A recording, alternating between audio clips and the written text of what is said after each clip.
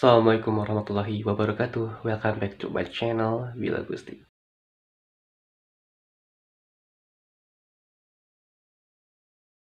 Nah gengs, beberapa minggu lalu Indonesia digemparkan dengan kasus pembunuhan yang dilakukan oleh seorang remaja gadis berusia 15 tahun.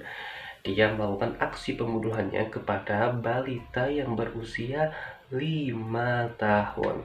Nah, aksinya ini ia gambarkan di sebuah buku yang ia gambarkan dengan berbagai macam seperti gambaran-gambaran wanita yang diikat, lalu masukkan di lemari. Pokoknya aksinya ini dia digambarkan di buku, bukan cuma ia gambarkan di sebuah buku, aksinya juga ia tulis cuitannya di status Facebook. Mungkin bagi teman-temannya yang ngelihat status ini dikira kayak bercanda atau lelucon belaka ya geng. Ternyata aksinya itu memang real ia lakukan dengan sadar, dan ia mengaku puas telah melakukan hal tersebut. Dan ketika ia mau pergi ke sekolah, dia malah berubah pikiran dan ia melaporkan dirinya sendiri ke kantor polisi telah melakukan aksi pembunuhannya.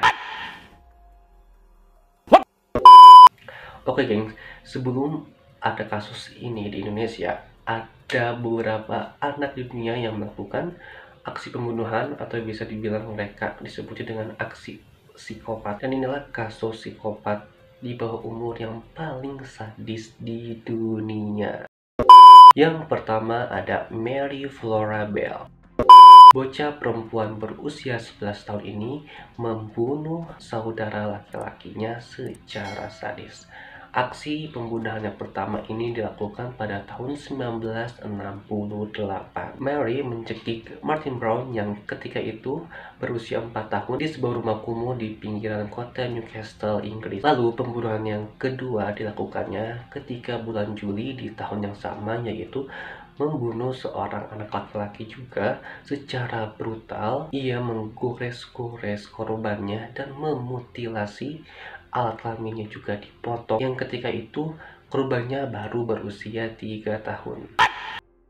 Dan ketika itu Mary menjadi pembunuh yang paling terkenal karena aksinya di usia yang masih 11 tahun telah membunuh secara brutal 2 orang laki-laki. Dan dia membunuh 2 orang ini tanpa merasa bersalah sedikit pun. Yang kedua ada Christian Fernandez. Pada tahun 2011, Christian Fernandez dijatuhkan hukuman 13 tahun penjara karena telah membunuh saudari tirinya yang berusia 2 tahun dan juga pelecehan seksual kepada saudari tirinya yang berusia 5 tahun. Christian Fernandez tumbuh di keluarga yang bisa dibilang broken ya gengs. Dia tumbuh dengan neneknya yang seorang pecandu narkoba, dan juga dia ditinggalkan oleh kedua orang tuanya. Nah, di masa pertumbuhannya ia sering dipukuli oleh saudaranya, yaitu sepupunya dan juga ayah tirinya. Dan menurut informasi inilah yang menyebabkan dia menjadi tumbuh seperti rasa benci dan juga broken karena perlakuan masa pertumbuhan dia yang kurang baik. Jadi dia tidak ada tempat pelampiasannya, sehingga dia melampiaskannya kepada saudaranya dengan membunuh dan melakukan pelecehan seksual. Nah gengs, yang ketiga ada Girl A. Pada tanggal 1 Juni tahun 2004, seorang siswi yang berusia 11 tahun dan namanya disamarkan menjadi Girl A telah membunuh teman sekelasnya. Ia membunuh Satomi, teman sekelasnya yang berusia 12 tahun ketika jam makan siang di sekolah dasar di daerah Jepang. Sadisnya gengs, Girl A ini membunuhnya secara brutal dengan menggorok leher dan lengan Satomi dengan pisau lipat. Dan bikin psikonya juga, ketika ia udah beres membunuh si Satomi ini, dia kembali ke kelasnya terus dengan badannya berlumuran darah dengan slow dan santuy. Bener-bener psycho banget sih ini orang. Yang keempat, ada King Brother. Nah, geng, semuanya bermula ketika insiden di sebuah rumah pada tahun 2001 lalu. Insiden itu ternyata menyudutkan sebuah keanehan di mana petugas pemadam kebakaran menemukan seorang mayat laki-laki yang duduk di atas sofa. Nah, gengs, awalnya petugas pemadam kebakaran ini menduga kematian pria ini karena kebakaran. Nah, setelah diselidiki ternyata mayat ini meninggal bukan karena kebakaran, tapi karena trauma benda tumpul dan tengkoraknya retak dan juga mukanya setengah hancur. Nah, gengs, ternyata pria yang duduk di sofa itu adalah Terry King yang berusia 40 tahun. Dan setelah diselidiki kenapa dia meninggal dan siapa yang melakukannya, ternyata yang melakukannya adalah dua putra kandungnya sendiri, yaitu Alex King yang berusia 12 tahun dan Derek yang berusia 13 tahun. Gila gak sih? Masih bocah udah bisa kayak gitu, gengs.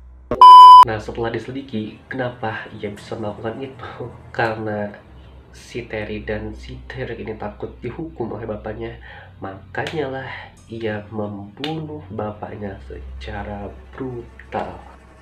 Next, yang terakhir ada Jasmine Richardson.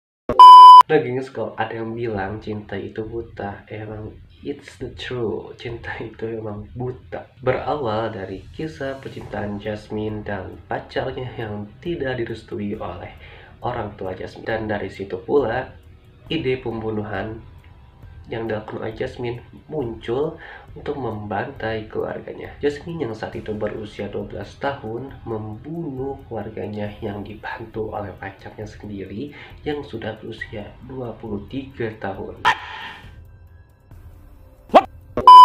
Nah, gengs, kronologi pembunuhannya, Stanky, yaitu pacarnya Jasmine, masuk ke dalam rumah Jasmine dan lalu memulai aksi pembunuhannya dengan membunuh kedua orang tuanya. Lalu Jasmine menusuk adik kandungnya dan lalu dibantu oleh pacarnya membunuh adiknya tersebut, dan lalu si adiknya itu digorok oleh pacarnya si Jasmine ini. Sadis ya, gengs, memang cinta itu buta. Jadi buat kalian kalau yang cintanya itu nggak disetujui, jangan sampai melakukan hal seperti ini. Oke, gengs, itu beberapa kasus pembunuhan psikopat yang di dunia yang dilakukan oleh anak-anak di bawah umur. So, buat kalian yang mempunyai adik kecil, yang punya anak, jangan lupa terus dipantau tumbuh perkembangannya mereka, lingkungannya, dan juga apa yang ia tonton, apa yang ia lakukan, dan main apa aja ia di sosmed. Jangan sampai kita lengah akhirnya melakukan suatu hal yang tidak diinginkan. Oke, geng, sekian, semoga bermanfaat.